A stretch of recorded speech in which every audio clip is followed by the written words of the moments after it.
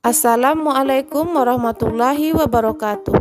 Saya Martini, CGP Angkatan 10 dari SD Negeri 021 Tanjung Palas akan mempresentasikan hasil desiminasi modul 1.4 Budaya Positif. Saya berterima kasih kepada Bapak Dr. Andes Haji Sulhadi MPD selaku fasilitator dan Bapak Suhadi SPD selaku pengajar praktik yang telah membersamai saya selama pendidikan guru penggerak ini. Berikut ini adalah rancangan tindakan aksi nyata.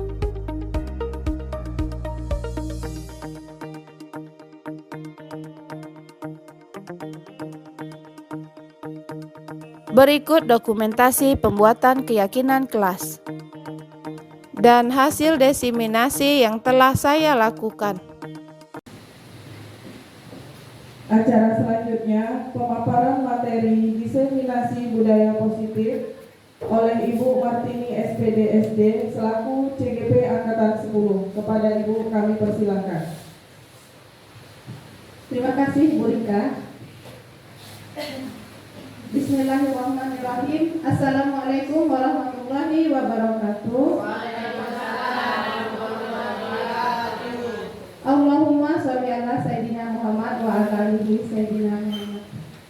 Saya ucapkan terima kasih kepada rekan-rekan guru hebat 21 yang telah bersedia menghadiri kegiatan diseminasi saya tentang modul 1.4 Budaya Positif Penyelesaian Aksi Nyata.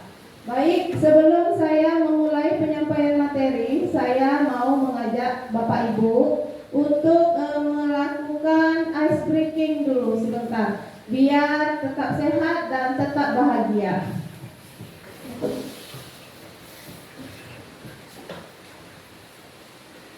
Boleh Bapak Ibu berdiri?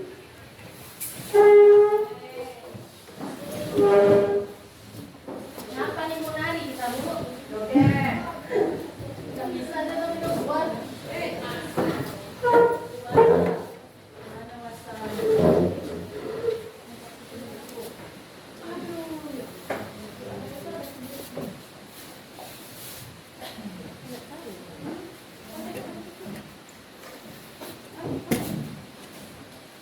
Kalau sinyalnya bagus connect.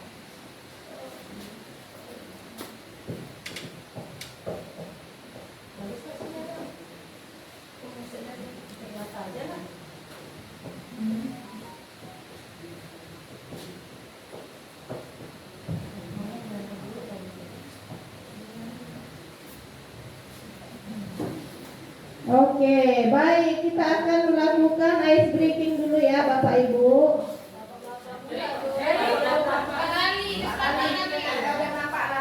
Iya, silakan Pak Rali.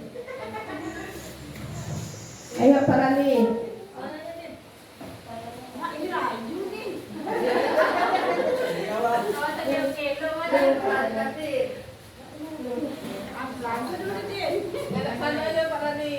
Baik, ayo rekan-rekan.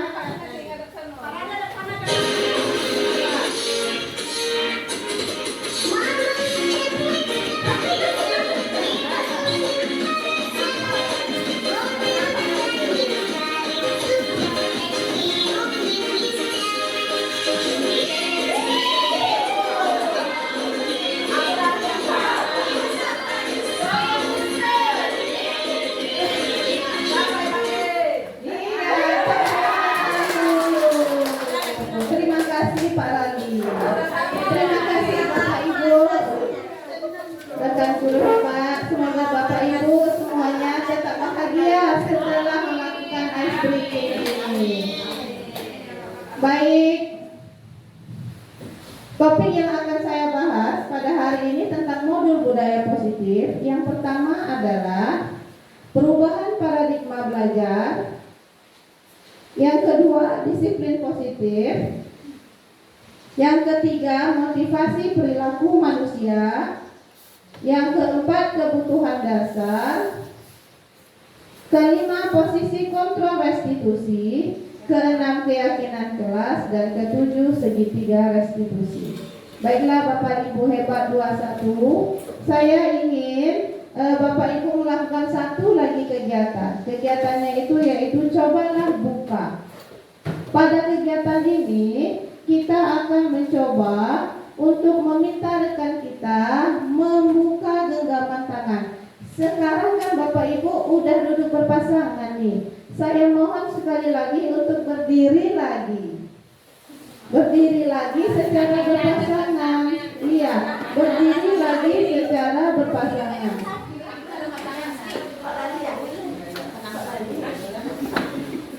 Oke, satu kawan itu tangannya menggenggam atau mengepal. Satu kawan itu tangannya menggenggam. Satu kawan lagi dia membujuk. Yang tidak mengepal atau tidak menggenggam, dia membujuk kawannya untuk membuka tangan. Mau dirayu, mau digelitik, mau dihardik atau dimarah, silahkan. Ya Bapak Ibu, yang menggenggam itu harus ingat bahwa di dalam genggamannya itu adalah sesuatu yang berharga sekali di dalam kehidupan. Apakah Bapak Ibu mau membuka tangan, itu terserah Bapak Ibu semuanya. Baik, hitungan pertama Bapak Ibu memujuk kawannya untuk membuka. Kita lihat siapa yang mau membuka atau siapa yang tetap mengepal, tidak ada masalah ya Bapak Ibu. Hitungan pertama, rayu kawannya ya. 1, silahkan rayu kawannya. Yang mau. Iya. Hitungan ketiga kita berhenti ya. 2, 3. Oke, tetap pada posisinya. Tetap pada posisi. Iya. Saya akan berkeliling melihat rekan-rekan siapa yang membuka dan siapa yang menutup. Oke, kita mulai dari Ibu Ramada. Ibu Ramada yang mengepal tadi Ibu Melati. Sekarang Ibu Melati mengepal atau membuka? Pertanyaan saya, kenapa Ibu mau membuka tangan Ibu? Oke, senang dengan senyuman Ibu Melati, Ibu Ramada. Sekarang Ibu Ros dan Ibu Yuyun yang mengepal Ibu Ros. Kenapa Ibu Ros bersedia untuk membuka tangan Ibu Ros? Karena rayuannya tepat di hati saya. Iya, karena rayuannya tepat di hati Ibu Ros. Kalau Ibu Rodatun dengan Bapak Rali membuka, kenapa Bapak Rali bersedia membuka? Karena dia mungkin buka-buka. Iya. Langsung Bapak Rali berpoin aja. Apakah ada yang menutup? Apakah ada yang menutup? Oh iya, Ibu Sakti menutup, tangannya tetap mengepalkan tangan. Kenapa Ibu Sakti tetap mengepalkan tangan? Karena ada hal-hal yang harus saya simpan sendiri dan orang lain tidak boleh tahu. Iya, terima kasih, tepuk tangan untuk kita semua. Terima kasih atas partisipasi Bapak Ibu. Baik, di sini saya mau menekankan untuk yang membuka dan yang menutup kepalan tangan tadi. Bapak Ibu, siapa dari rekan-rekan Bapak Ibu yang membuka tangannya berdasarkan dari rayuan, gelitikan, hardikan atau lain sebagainya, berarti Bapak Ibu bersedia untuk dikontrol oleh orang lain. Namun bagi Bapak Ibu atau rekan-rekan yang tetap menggenggam atau mengepalkan tangan, itu dia tidak bersedia untuk dikontrol oleh orang lain. Kita kembali lagi ke masalah kita dengan siswa kita. Ada siswa yang mau dikontrol, contoh kita suruh, dia mau mengikuti perintah kita. Itu artinya siswa tersebut bersedia untuk dikontrol.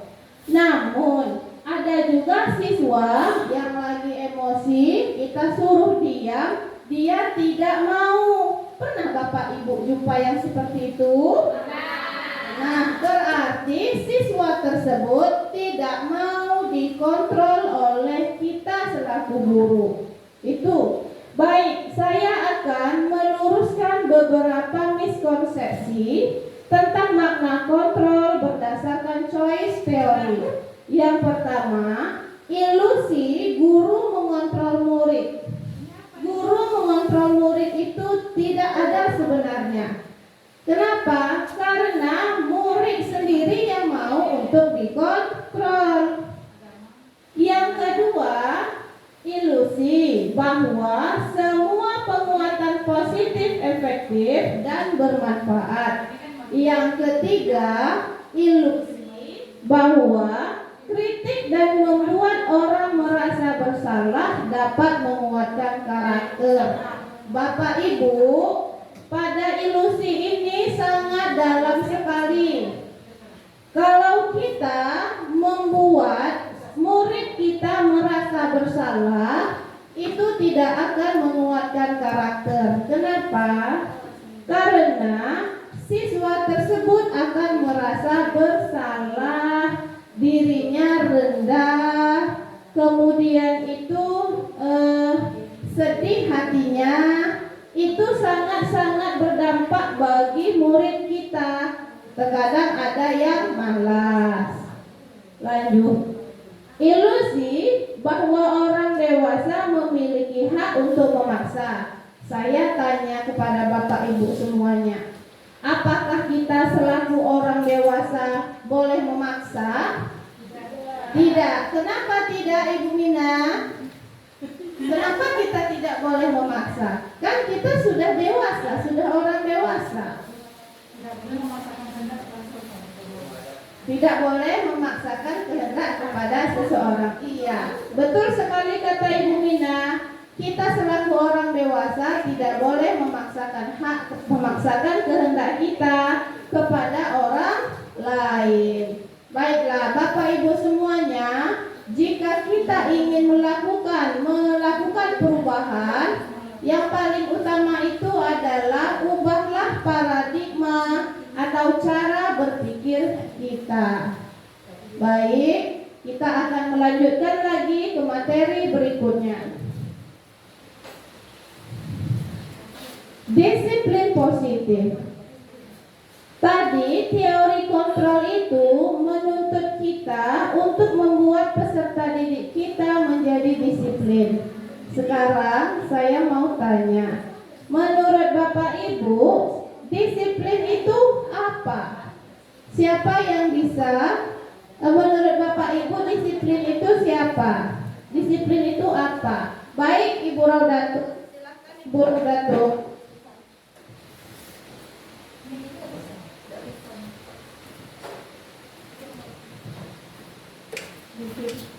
Disiplin adalah sikap atau perasaan untuk mematuhi peraturan, tapi dipenuhi dengan rasa tanggung jawab. Sekian. Terima kasih saya ucapkan pada Ibu Raudatul. Iya, disiplin itu salah satunya itu adalah mematuhi peraturan. Bapak Ibu, Bapak pendidikan kita Ki Hajar Dewantara menyatakan bahwa di mana ada kemerdekaan, di situ harus ada disiplin yang kuat. Sungguh pun disiplin itu bersifat self-disiplin, yaitu kita sendiri yang mewajibkan kita dengan sekeras-kerasnya, tetapi itu sama saja. Sebab jika kita tidak melakukan self-disiplin, akan ada orang lain atau penguasa lain yang akan mendisiplinkan kita. Dan peraturan demikian itu harus ada di dalam suasana yang merdeka. Bapak Ibu, tujuan kita untuk mendisiplinkan anak-anak itu apa? Tujuan kita itu menciptakan anak-anak yang bisa memiliki disiplin diri untuk mengajukan perilakunya di kehidupannya sehari-hari. Kemudian tujuan dari disiplin positif itu adalah untuk menumbuhkan motivasi yang ketiga. Nanti saya akan menjelaskan mengenai motivasi. Nilai-nilai kebajikan universal. Bapak Ibu, disiplin positif yang kita terapkan tadi itu harus berdasarkan dari nilai-nilai kebajikan universal. Nilai-nilai kebajikan universal ini adalah nilai-nilai atau prinsip-prinsip mulia yang dianut seseorang dengan mengacu pada tujuan mulia. Nilai-nilai kebajikan bersifat universal, lalu lintas bahasa, suku, bangsa, agama, maupun latar belakang.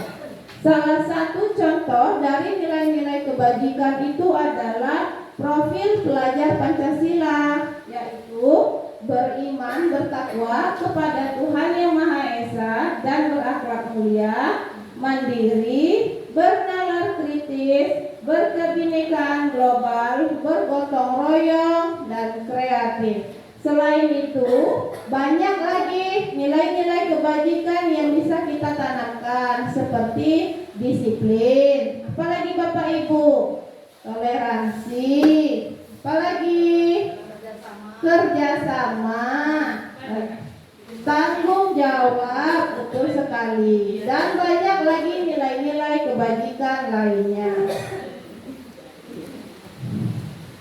Ini dia teori motivasi yang akan saya sampaikan tentang tentang disiplin tadi ya Bapak Ibu.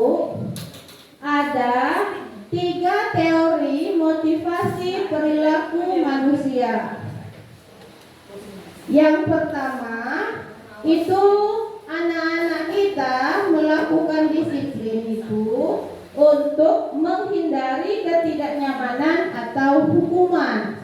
Menghindari ketidaknyamanan atau hukuman. Apa maksudnya kira-kira Bapak Ibu? Anak kita melakukan sebuah perilaku disiplin, tetapi dia hanya untuk menghindari ketidaknyamanan atau hukuman.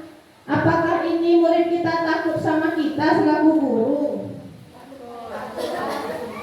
Apa lagi?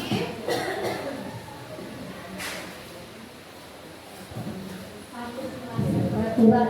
Takut melanggar peraturan. Terima kasih. Berarti ini adalah motivasi dari luar, orang lain atau keadaan lain yang memaksa dia untuk melakukan disiplin.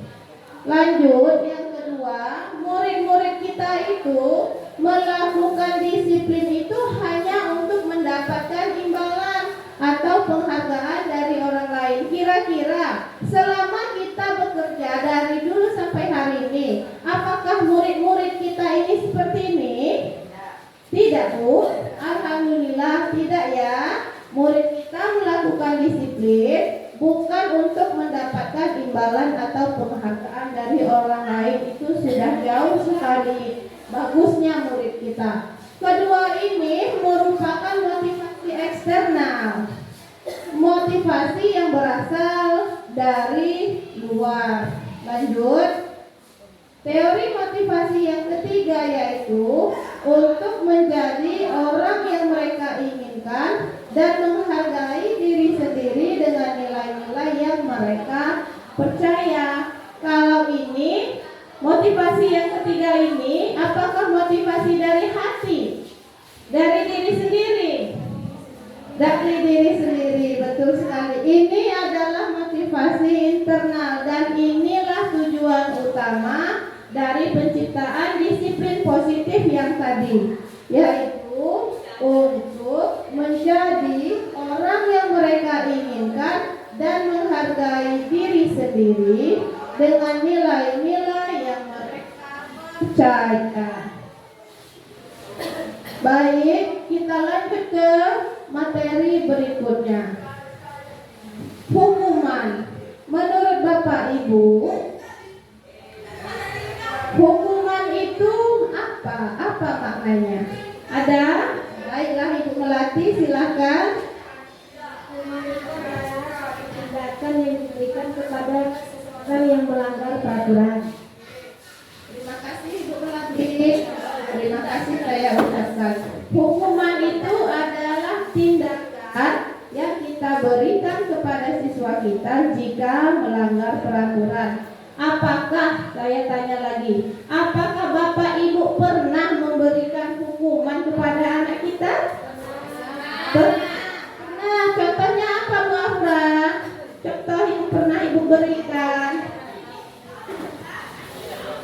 Mengutip sampah di luar kelas.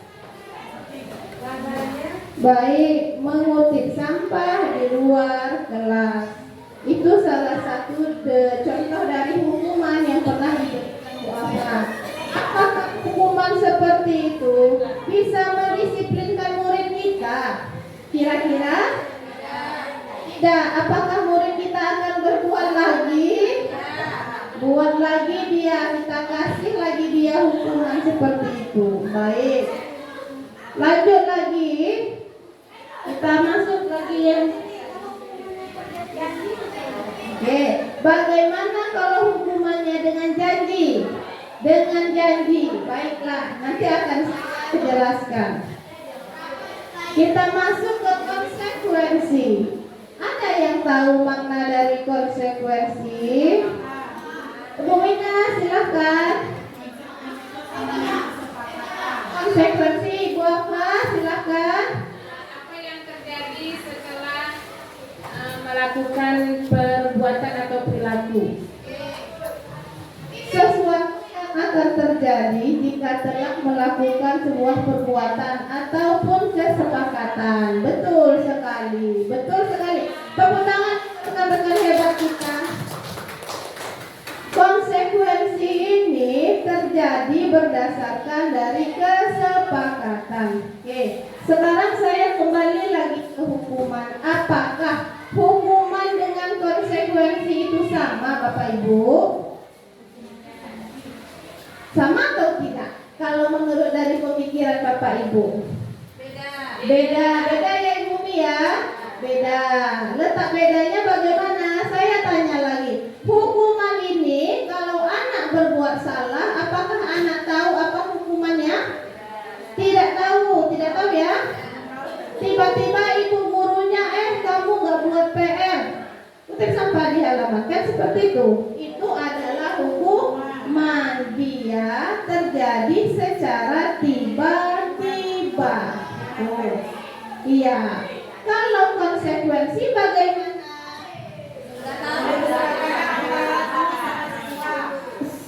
Udah ada kesepakatan antara guru dengan siswa.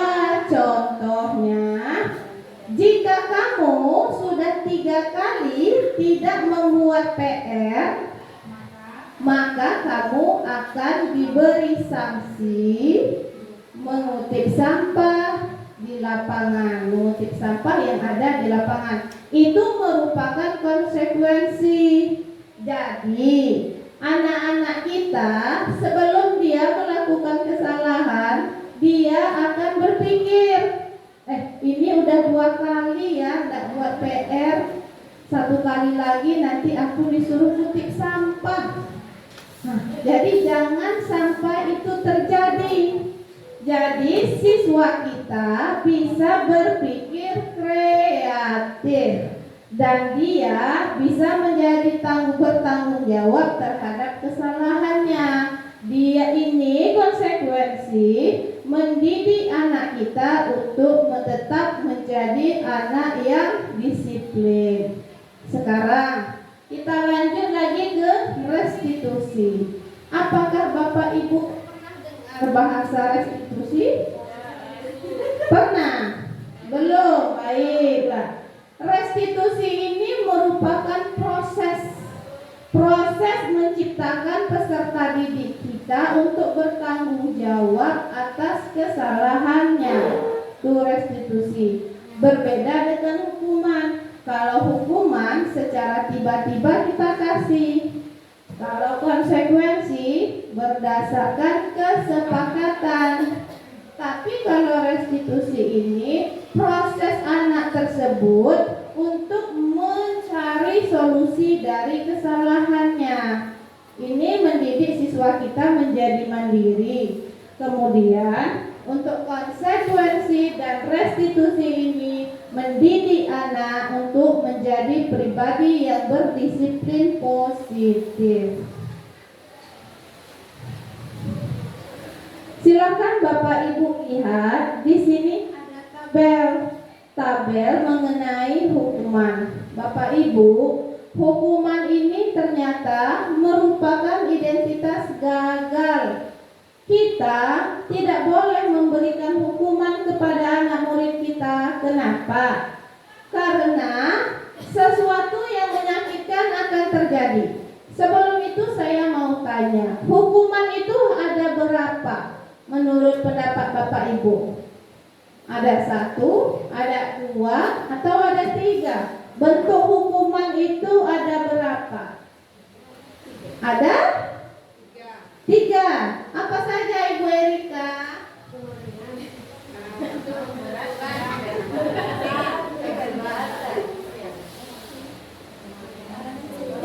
Ya Ibu Erika, 1 peringatan. Yang kedua, hukuman fisik bagaimana? Apakah termasuk hukuman?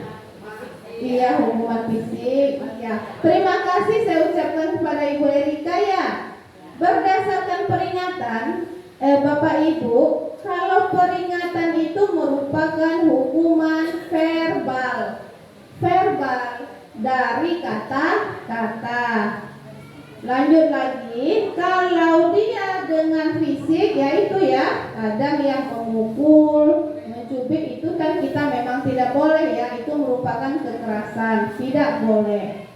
Lanjut, Bapak Ibu, hukuman ini membuat anak murid kita tidak nyaman dalam jangka waktu yang panjang. Bisa jadi seumur hidup dia akan mengingat masalah ini. Ya kan, sehingga sama kita dia tidak suka, sama kawan lain dia merasa diejek walaupun kawannya hanya melihat. Kenapa? Karena dia teringat akan hukuman itu. Kemudian korban mendapatkan keadilan, kemudian lagi murid akan tersakiti, murid merasa tersakiti. Makanya hukuman ini adalah identitas gagal. Jadi kita selaku guru tidak boleh memberikan hukuman kepada peserta didik kita. Terus untuk anak-anak yang nakal bagaimana? Yang tidak buat PR bagaimana? Apakah kita biarkan?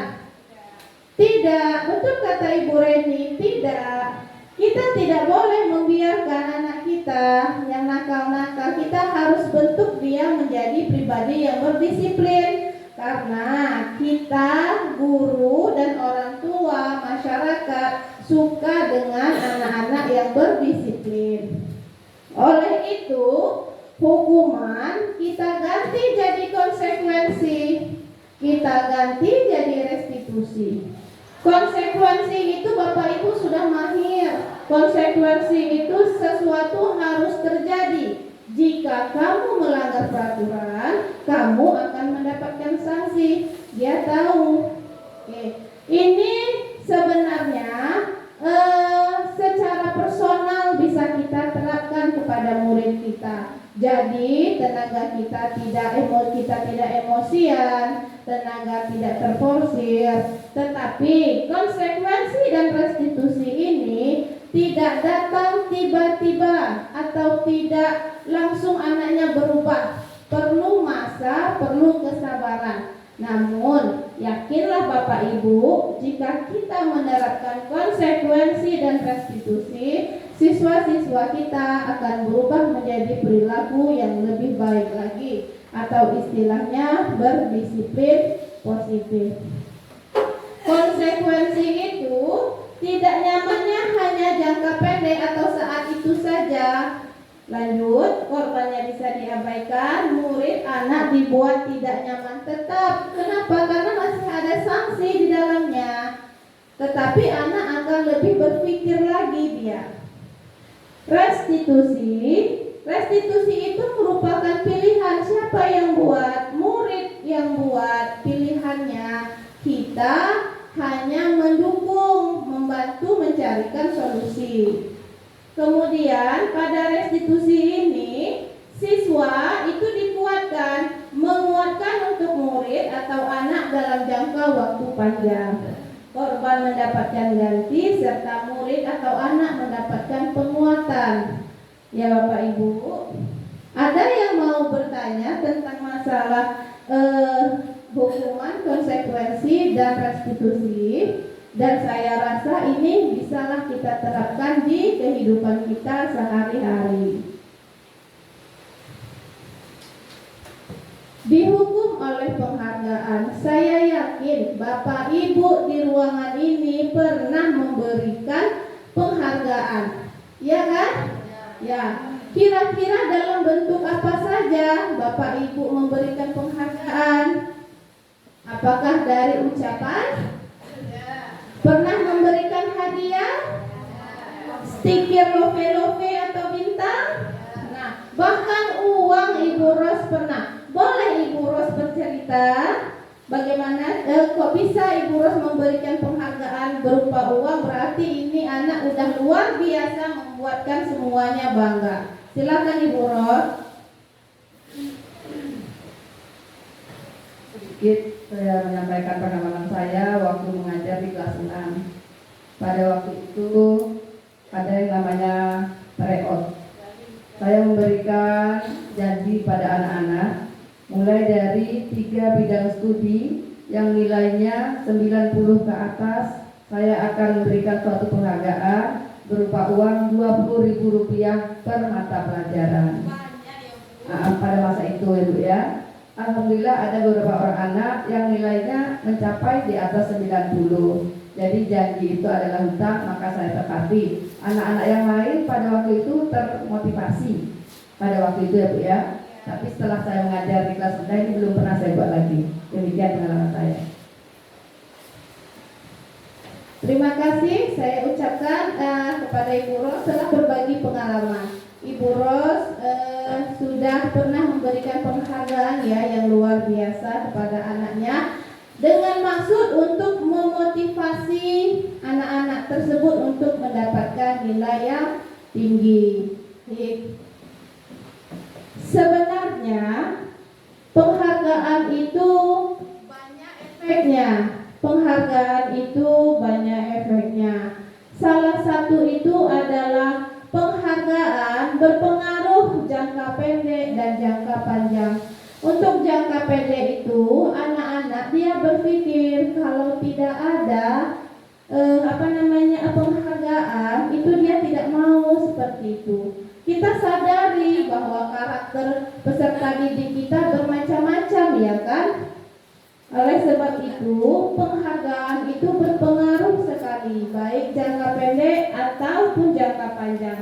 Kemudian penghargaan itu jadi tidak efektif.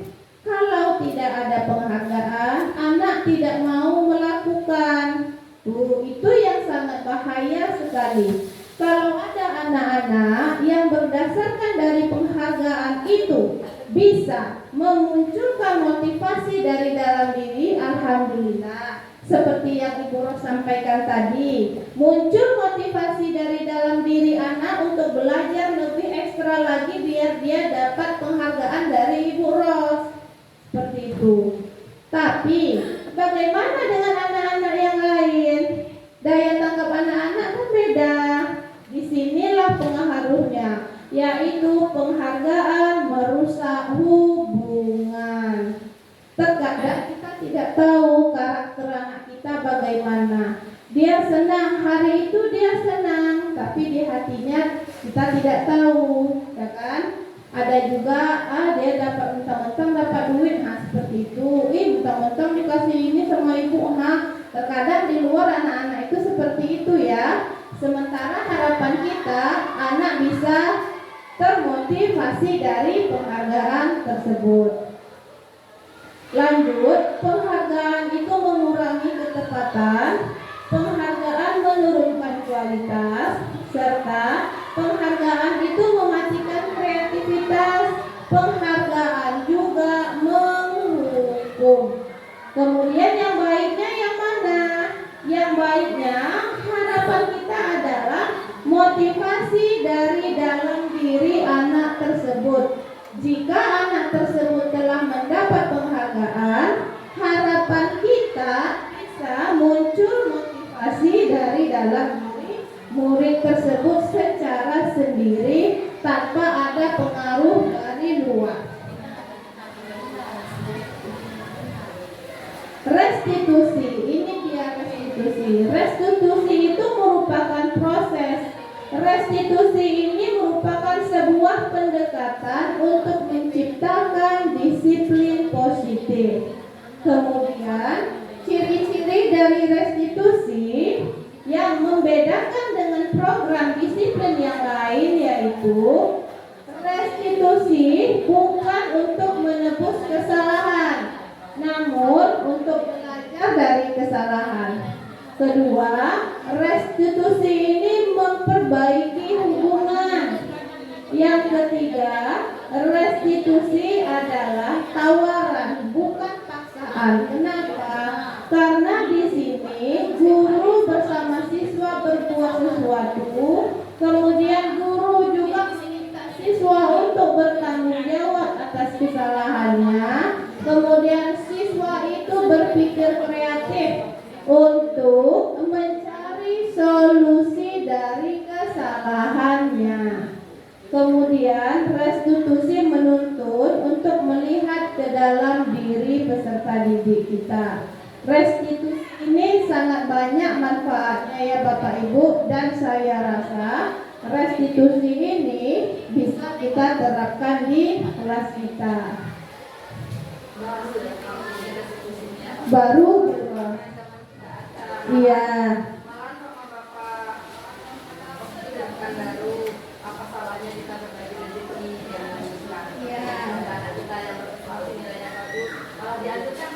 Memberikan penghargaan ya Bu, iya, dengan harapan yang murid-murid lain termotivasi. Betul sekali. Betul sekali. Sekarang kita selaku guru, Bapak Ibu harus menyadari akan kebutuhan dasar manusia. Kebutuhan dasar manusia ini, kebutuhannya itu bukan untuk siswa kita saja, tapi untuk kita selaku guru juga. Jangan lupa ya, 5 kebutuhan dasar ini kita harus tahu. Semuanya harus kita lengkapi. Yang pertama itu adalah kebutuhan bertahan hidup. Jangankan anak murid, kita aja butuh bertahan hidup. Contohnya itu adalah makan, ya kan? Apalagi yang bertahan hidup? Minum, tempat tinggal, rumah, pangan, seperti itu, pakaian dan lain-lain. Jangankan anak murid kita orang dewasa pun butuh juga. Lanjut, yang kedua, kebutuhan untuk diterima, kasih sayang dan rasa diterima. Apakah anak murid saja yang butuh itu? Tidak. Kita orang dewasa pun butuh itu juga ya. Butuh kebutuhan untuk diterima. Lanjut, kebutuhan pengakuan atas kemampuan. Kebutuhan atas kemampuan ini ciri muridnya itu dia ingin menjadi pemimpin. Seperti itu. Kemudian kebutuhan untuk merasa senang atau kesenangan. Nah, inilah Bapak Ibu. Kemarin kami kan rukol. Kemudian itu di situ adalah kasus yang harus kami pecahkan atau kami analisa. Ada seorang anak sekolah SMP, dia malas-malasan pas pelajaran bahasa Inggris. Dah, dia malas duduk, dia menung tidur. Kenapa? Ibu gurunya menjelaskan di papan tulis. Kenapa? Ketika dia disuruh, dia hanya menjawab satu jawabannya. Apa? Tidak tahu, Bu. Itulah kamu ya, kata si ibu. Tidur-tiduran aja kamu terus, katanya seperti itu. Dia diam aja, dimarahin seperti itu, dia diam aja sampai dia nanti dipanggil. Di sini kalau kira-kira dianalisa, kesalahannya dari mana? Dari si ibu menjelaskan di papan tulis atau dari anak itu tidur-tiduran? Kesalahannya ini di kelas kita. Coba analisa dari kalimat saya. Dia masuk pelajaran bahasa Inggris, ya, di contoh kemarin. Ibu gurunya menjelaskan si anak tidur-tiduran. seperti itu. Dari mana letak kesalahannya? Kenapa kok bisa anaknya tidur malah anaknya tidak tegak kayak gini menengok ibunya? Ibunya menjelaskan di papan tulis. Kira-kira dapat enggak kebutuhan untuk merasa senang si anak? Tidak. Letaknya di mana? Berarti letaknya di cara mengajarnya. Betul. Kalau yang seperti dilakukan Memina, itu dia akan memberikan penghargaan. Kemudian dia juga melakukan sebuah permainan. Yang paling penting adalah permainan. Balik lagi kami belajar ke modul Ki Hajar Dewantara, menyebutkan bahwa kita selaku guru jangan lupa kodrat alam dan kodrat zaman anak-anak. Kodrat alamnya anak-anak apa kira-kira? Main. Itu dia. Kodrat alam anak-anak itu main. Kalau kodrat zamannya ya kita ikuti sekarang zaman IT, informasi dan teknologi, ya kan, kita campurkan, kita baurkan dengan pembelajaran yang kita berikan di kelas kita. Jadi kalaulah anak-anak itu kita kasih dia kesenangan, ya, sesuai kodrat alam dan kodrat zaman, anak-anak itu akan merasa bahagia, senyum, ketawa, mereka peace katanya, iya kan? Mereka akan mencurahkan perasaan mereka. Lalu kita bertanya di akhir, apakah anak-anak gembira hari ini? Pasti jawabnya gembira. Tuh, jadi pada hari ini saya menekankan kepada rekan-rekan untuk selalulah memberikan atau mencukupkan kebutuhan untuk merasa senang kepada murid-murid kita. Ini lagi, kebutuhan akan pilihan atau kebebasan. Ini merupakan salah satu dari pembelajaran berdiferensiasi. Kita bisa kasih anak memilih, kita kasih anak kebebasan untuk memilih. Ya Bapak Ibu, apakah Bapak Ibu mau bertanya seputar kebutuhan ini? Kalau Bapak Ibu tidak tercukupi kebutuhan untuk merasa senang, apa yang Bapak Ibu rasakan? Apakah Bapak Ibu diam saja? Apakah Bapak Ibu marah-marah? Apakah Bapak Ibu menuntut untuk melengkapi kebutuhan merasa senang ini tadi? Mengevaluasi. Terima kasih Ibu Mina. Baiklah, ini adalah kebutuhan dasar manusia. Sekarang silakan lihat ke badan kita. Ada 5 posisi kontrol restitusi.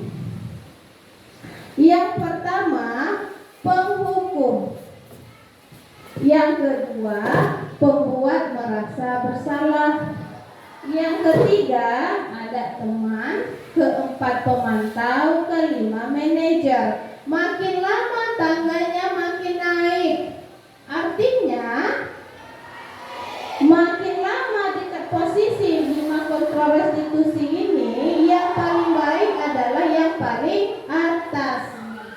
Bapak Ibu, penghukum bisa menggunakan hukuman fisik maupun verbal. Ingat ya Bapak Ibu, penghukum ini atau memberikan hukuman, pasti penghukum ini adalah orang yang memberikan hukuman. Ingat, hukuman itu merupakan identitas gagal. Jadi kita tidak boleh pada posisi ini. Siapa yang sudah terlanjur kemarin, silakanlah diubah lagi. Hilangkan rasa penghukum. Lanjut. Kita naik ke step berikutnya, pembuat merasa bersalah. Murid akan memiliki penilaian diri yang buruk tentang diri mereka. Mereka merasa tidak dihargai, tidak berharga, bersalah. Apakah itu perbuatan yang baik? Tidak. Apa imbasnya kira-kira? Kena ya Bu Mina? Kan bisa apabila kalau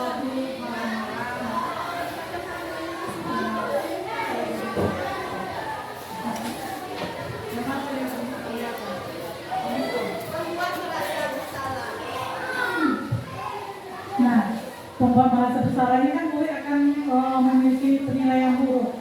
Misalnya gini, si anak pasti akan kena mental. Dia akan down, lama-lama dia akan malas untuk belajar. Bagaimana dia? Jadi kalau menurut saya ini si anak memang mentalnya yang akan terkena, imbasannya pada mental. Jadi. Baik, terima kasih Ibu Mina. Betul sekali yang disampaikan oleh Ibu Mina. Bapak Ibu, rekan hebat kelas 1, pembuat merasa bersalah ini sangat bahaya. Kenapa? Mental yang seperti disebutkan oleh Bu Mina. Jadi kita jangan sekali-sekali membuat mereka merasa bersalah. Imbasnya besar. Selain kena mental, ada terkadang dia tidak mau masuk sekolah. Nambah-nambah tugas kita selaku guru, ya kan? Padahal hanya sekadar kalimat, tapi kalimat itu tertancap di hati dan pikirannya. Jadi yang berdua ini, penghukum dan pembuat merasa bersalah ini adalah identitas gagal, di mana kita selaku guru harus kita hindari.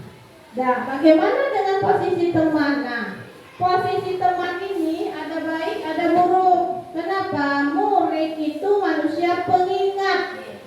Kalau kita sekali aja kita sebut kita kawan dia, ya itu posisi teman. Tapi kalau dia ada masalah, kita tidak langsung memunculkan posisi teman, dia bisa jadi masalah. Dia akan bilang, ibu, saya kira ibu teman saya. Ternyata enggak, itu satu kali. Jadi bahaya juga di posisi teman, ada positif, ada negatif. Lanjut lagi. Kalau pemantau berdasarkan pada peraturan dan konsekuensi. Saya rasa nih kawan-kawan ya kan sudah menjadi pemantau ya kan. Pemantau ini perbandingan dengan peraturan yang ada. Kita bandingkan perilaku anak kita dengan peraturan di sekolah kita. Contohnya apa kira-kira? Jadi pemantau ini kita contohnya bagaimana? Pemantau hari Senin lah saya paling sering lihat. Bapak ibu guru pasti akan lihat anaknya, lihat kepalanya. Oh, tidak pakai topi, ya kan? Itu memantau, memonitor. Oh, sini, baris di sini.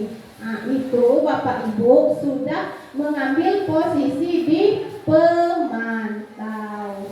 Oke, manajer. Seorang manajer telah memiliki keterampilan di posisi teman maupun pemantau. Pertanyaan saya, Bapak Ibu silakan cermati atau refleksi lagi. Kira-kira nih, Bapak Ibu sudah di posisi yang mana? Dan saya harapkan bukan penghukum atau pembuat merasa bersalah. Oke, Bapak Ibu di posisi yang mana? Pemantau. Oke, di manajer ada. Oke, pemantau dan manajer. Ibu Melati bisa sedikit bercerita? Pemantau. Ini termasuk juga mengenai adab makan, karena kan diterapkan kita namanya itu makannya duduk, jadi kan. Nah, setelah itu setiap hari guru bisa memantau anak-anak yang berjalan-jalan. Terus sampai ibu apa ada makannya? Iya bu, makannya duduk aja, silakan duduk ya. Jadi seperti itu contohnya begini. Terima kasih ya, karena Ibu Melati dia guru agama Islam, jadi dia memantau untuk adab dari perilaku siswa kita. Tepuk tangan untuk Ibu Melati lah. Ya, berharap anak ibu menyadari ya, anak-anak kita menyadari bahwa makan dengan berdiri itu itu sangat-sangat tidak baik. Rasulullah juga melarang kita untuk makan dan minum sambil berdiri. Alhamdulillah, murid-murid kita selalu diingatkan oleh ibu-ibu guru, ibu agama Islam kita, Ibu Erika dan juga Ibu Melati.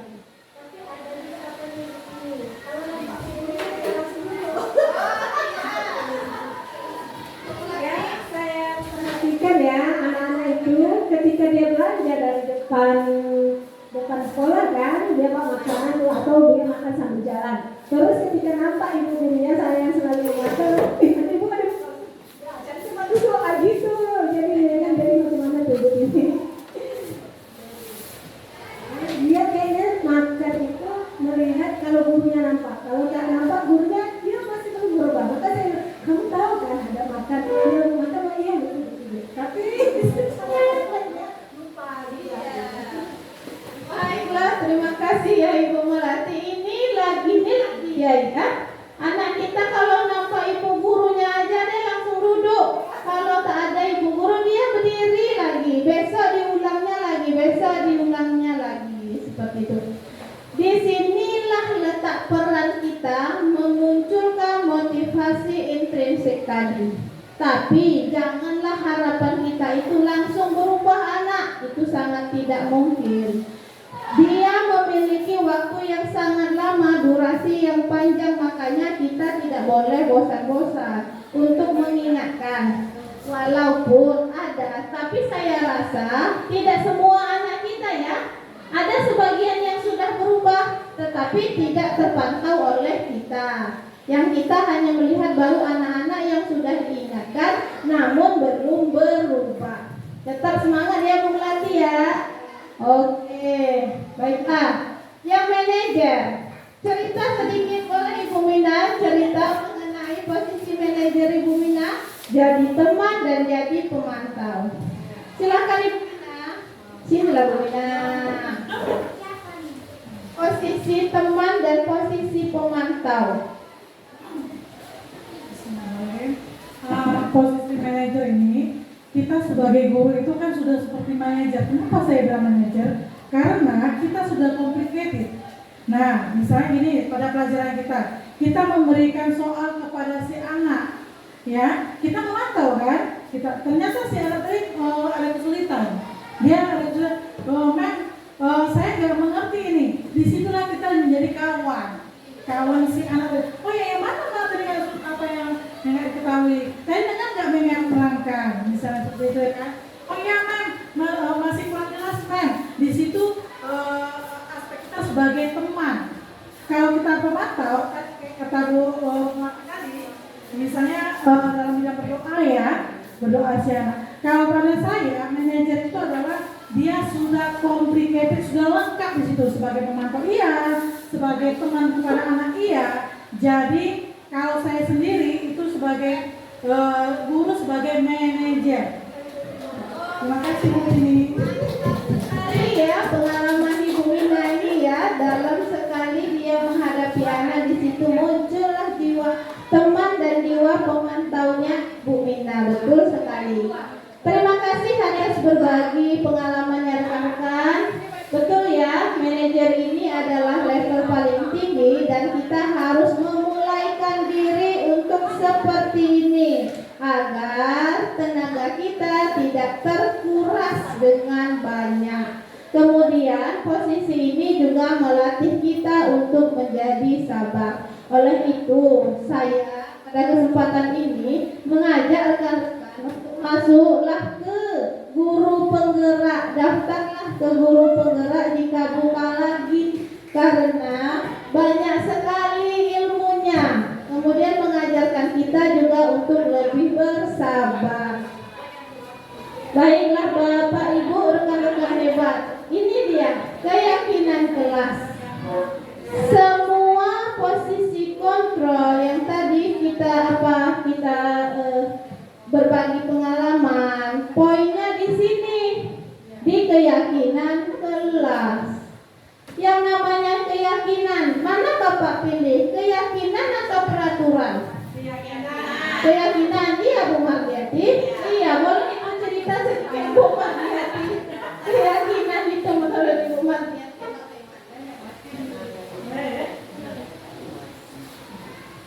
umpamanya kita membuat peraturan kelas ya Bu Martini. Nah, seandainya nih kalau kita menyuruh itu tadi yang disampaikan Ibu Melati Ibu Sabti tadi kan, kalau kita yang memerintahkan anak berarti anak itu ada sanksinya nantinya. Tapi kalau kita memberikan keyakinan dan anak itu sendiri meyakini dan setuju, jadi itu rasa saya nggak ada hukuman, nggak ada siapa apa. Terima kasih para ibu. Betul sekali ya yang disampaikan Ibu Mardiati. Kita selaku manusia, jangankan kita ya, murid itu dia mau melakukan sesuatu itu yang dia yakini. Kalau dia tidak yakin, dia tidak akan mau melakukan. Dan inilah dia keyakinan kelas. Keyakinan kelas ini sangat harus kita buat ya Bapak Ibu selaku guru. Kenapa? Inilah yang akan memimpin anak-anak kita menjadi pribadi yang disiplin di kelas minimal. Boleh, silakan Ibu Zali, silakan.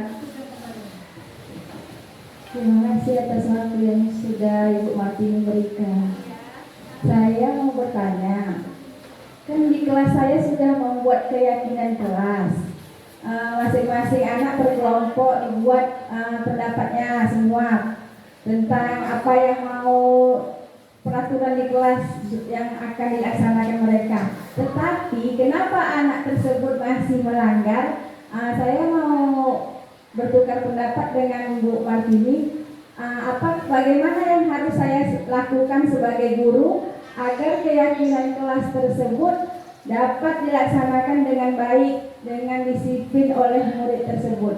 Terima kasih atas jawabannya yang akan diberikan Bu Martini. Terima kasih. Oh baiklah, ada rekan-rekan kita yang mau berbagi pengalaman berdasarkan dari pertanyaan Ibu Zali. Silakan Ibu Melati. Saya begini ya, keyakinan kelas itu kan kita udah tetapkan ya kan. Sebelum kita masuk ke kelas, sebelum kita belajar, biasanya kita harus praktekkan dulu keyakinan kelas. Jadi kalau kita sering mengingatkan, kita terjadi sesuatu, kita ingat apa keyakinan kelas kita. Oh iya Bu, iya Bu. Jadi seperti itu ya. Jadi dia harus mengingatkan, saling mengingatkan. Jadi kita udah sepakat ya. Ketika mau mengajar keyakinan kelas, kita tidak boleh pindah-pindah kelas, berkeliling-keliling kelas. Ketika ada kamu ada yang pindah, apa keyakinan kelas kita? Nah, jadi seperti itu kita mengingatkan setiap pengelola belajar. Iya, terima kasih, berikan tepuk tangan untuk kawan-kawan. Pada kesempatan ini bisa bertukar pengalaman dan bertukar pikiran, betul sekali. Kata pernyataan dari Ibu Zalis itu juga yang saya rasakan. Ini anak kok sering apa gitu ya, keyakinan kelas pada udah buat. Lalu yang disampaikan oleh Ibu Melati itu benar sekali. Saya juga seperti itu, dan itu salah satu cara atau solusi yang bisa Ibu Zalis terapkan ya di dekat kelas kita. Sebelum kita masuk itu kita harus sebutkan dulu keyakinan kelas kita. Ingat ya, keyakinan kelas kita yang pertama apa? Jangan ikut. Kalau mau permisi angkat tangan. Iya, jangan makan di kelas. Makan apa keyakinan kelas kita? Pastikan itu lagi. Kemudian Bapak Ibu, jangan bosan-bosan untuk mengingatkan, karena anak kita masih dalam tipe atau fase belajar dan selalu meminta kita untuk mengingatkan. Kemudian Bapak Ibu nih, dalam pembuatan keyakinan kelas lagi saya mau sampaikan. Kalau dalam pembuatan keyakinan kelas kan mau ajaran baru, murid baru, kita harus buat ya keyakinan kelas. Kita munculkan dulu peraturan-peraturan yang ada di sekolah kita. Kita berdiskusi dengan murid kita dulu peraturan-peraturan apa yang ada di sekolah. Mereka nanti pasti akan bilang tidak boleh buang sampah sembarangan. Ya betul kita bilang. Nah, kita kumpulkan semuanya pakai sticky note atau kita catat di papan tulis boleh. Kemudian yang paling penting adalah ubah kalimat-kalimat tadi menjadi kalimat yang positif. Bahasa tidak boleh kita tuliskan. Jadi kalau tidak boleh membuang sampah sembarangan itu kita ganti jadi kalimat positifnya apa kira-kira? Menjaga perselisihan. Bahasa tidak, bahasa jangan dipakai ya. Buanglah sampah pada tempatnya, seperti itu. Tidak boleh datang terlambat. Itu tidak boleh bertuliskan di keyakinan. Hadir tepat waktu. Ubahlah semua kalimat-kalimat negatif itu menjadi kalimat-kalimat positif. Lalu setelah kita kumpulkan, kita buat lagi kesepakatan sama kawan kita, anak-anak murid kita. Apakah sudah setuju? Itu jadi keyakinan. Setuju katanya. Oh ya, baru kita tulis. Dan kita ajak siswa kita secara kreatif membuat keyakinan kelas, lalu kita tempelkan di kelas kita masing-masing. Seperti itu. Rekan-rekan guru hebat 21, keyakinan kelas merupakan sesuatu yang dapat diterapkan di lingkungan kelas. Pembuatan keyakinan melibatkan semua warga kelas, harus kita libatkan melalui kegiatan curah pendapat. Keyakinan ini akan membantu murid untuk mengembangkan disiplin diri, dan jangan lupa Bapak Ibu tidak bosan-bosan untuk mengingatkan keyakinan kelas ini kepada anak-anak didik kita setiap harinya. Nih, segitiga restitusi. Keyakinan kelas tadi bisa kita pakai untuk menganukan segitiga restitusi. Segitiga restitusi ini ada 3 langkah, Bapak Ibu. Saya dengan ibu yang lain itu mendapatkan. Ini adalah cara biar anak mengingat dan anak jadi kreatif. Segitiga restitusi ini sangat bagus. Saya rasa Bapak Ibu sih sudah buat, sudah pernah Bapak Ibu lakukan, tetapi tidak komplit tiga-tiganya. Nih, langkah pertama menstabilkan identitas. Kalimatnya, menstabilkan identitas ini kalimatnya, Ibu juga pernah melakukan kesalahan ini. Nah, kita bilang kita pernah buat. Tuh. Atau Ibu ya nggak mau cari siapa yang salah. Jadi kan kita tidak mau menyalahkan dia. Tuh. Lanjut, Ibu ingin mencari solusi dari permasalahan ini. Ini cara menstabilkan emosi, menstabilkan identitas. Bapak Ibu, seorang manusia kalau lagi emosi, pikirannya tidak rasional, ya kan? Kalau lagi marah, pikirannya itu dia tidak rasional. Jadi, posisi ini sangat baik kita lakukan. Posisi menstabilkan identitas ini adalah posisi menenangkan murid kita. Menenangkan murid kita. Kita stabilkan dia dulu, nanti baru dia akan bercerita terbuka kepada kita. Lanjut. Validasi tindakan yang salah.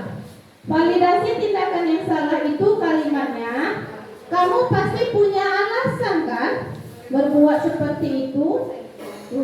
Validasi tindakan yang salah. Kemudian baru kita menanyakan keyakinan yang telah kita buat tadi, kita tanyakan, kita kaitkan kembali. Di sini bukan kita yang menentukan solusi, tidak.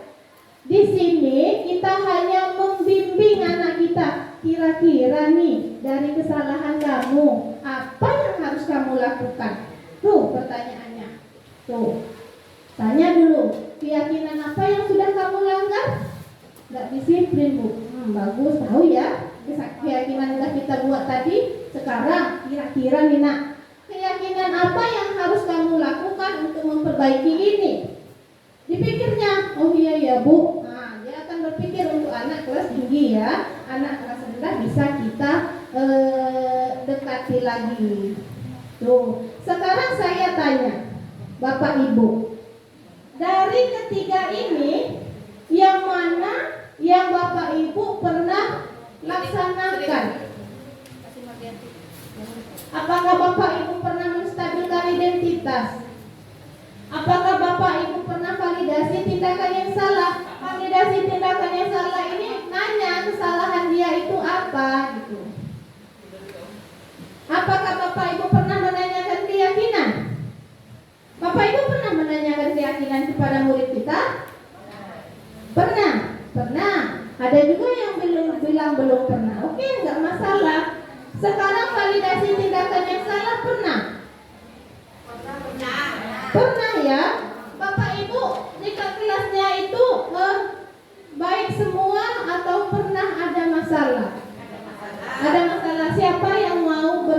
cerita di sini. Masalah yang pernah Bapak Ibu alami.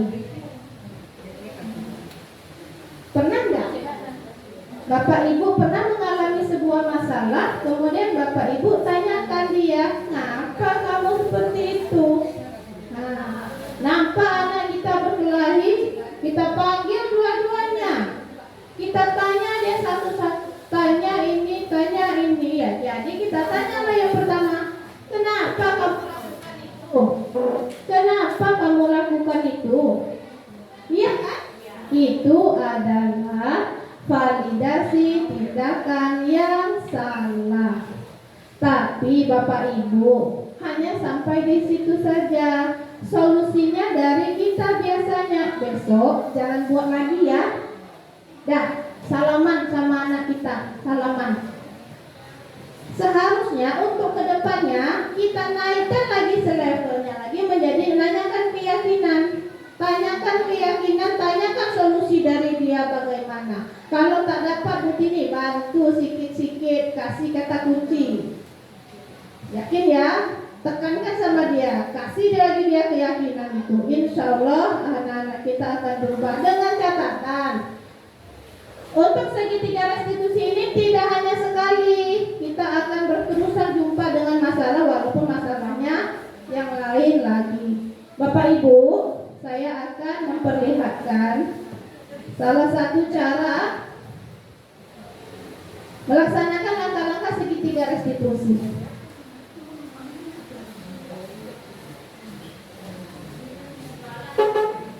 Ini adalah salah satu dari langkah-langkah restitusi yang pernah saya laksanakan di kelas saya.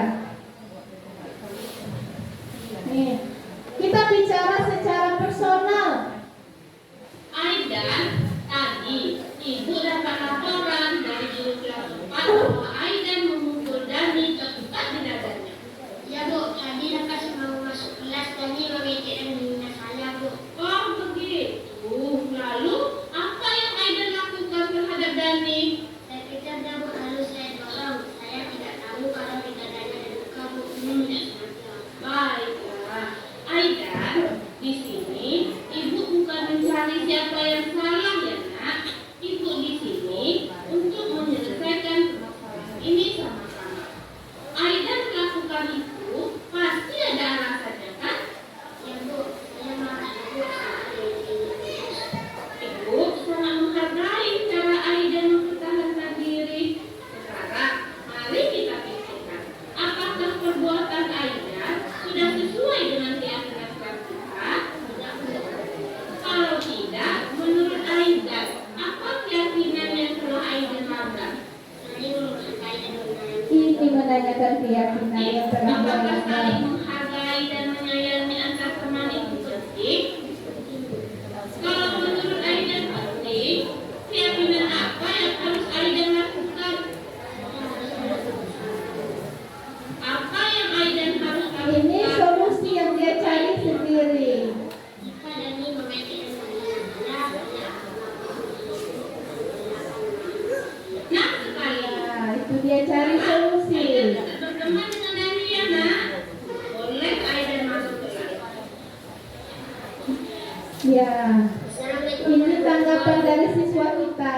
Saya ingin kelas 4. Saya sangat senang diajak berdiskusi dengan Bu ini untuk menyelesaikan masalah yang telah saya buat.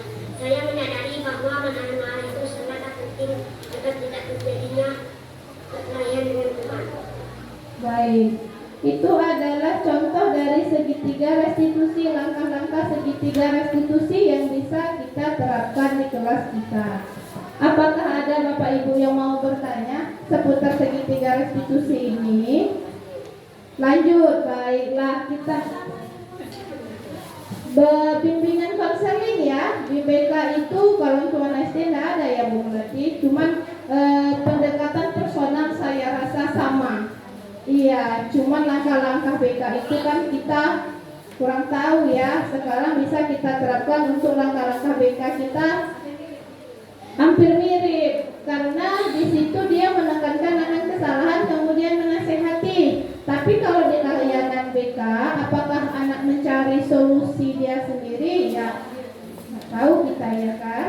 Nah, kalau di segitiga restitusi ini, anak harus bisa mencari solusi dari permasalahan yang telah dia lakukan. Ya, Bu Melati?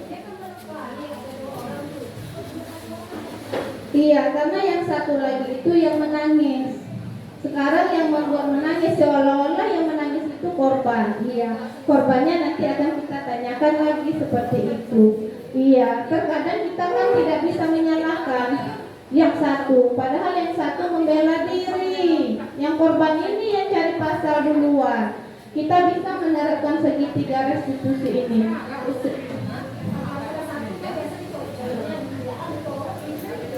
Iya, betul. Kalau itu anak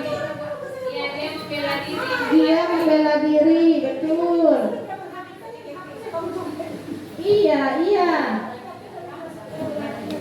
Iya, belum.